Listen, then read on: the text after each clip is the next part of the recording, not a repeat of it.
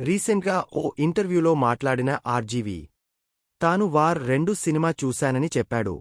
అయితే అందులో హృతిక్ రోషన్ తన ఇంట్రడక్షన్ సీన్లోనే కొందరు జపనీస్తో ఎందుకు ఫైట్ చేశాడనేది తనకు అర్థం కాలేదన్నాడు.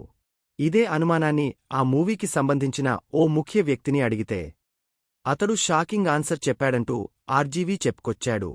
జపనీస్తో ఫైటింగ్ పెడితే కాస్త కొత్తగా ఉంటుందనే ఉద్దేశంతోనే హృతిక్ ఎంట్రీ సీన్లో అలా ప్లాన్ చేశామని సదరు వ్యక్తి చెప్పాడని, ఆ మాట విని తాను షాక్ అయ్యానని, నవ్వాలో ఏడవాలో కాసేపు అర్థం కాలేదని ఆర్జీవీ బయటపెట్టాడు.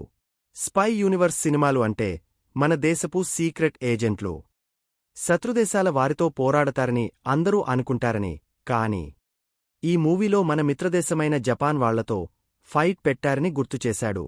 ఇండియాకు జపాన్ ఎప్పుడు శత్రుదేశం అయిందో అంటూ ఈ మాత్రం లాజిక్ మూవీ టీం మిస్సిందంటూ సెటైర్ వేశారు. అంతేకాదు ఇలాంటి సీన్లు వార్ 2లో చాలా ఉన్నాయని, అవే కనుక లేకుంటే ఈ సినిమా మరో రేంజ్కు వెళ్లేదంటూ వార్ 2 సినిమాపై రివ్యూ ఇచ్చేశాడు ఆర్జీవీ.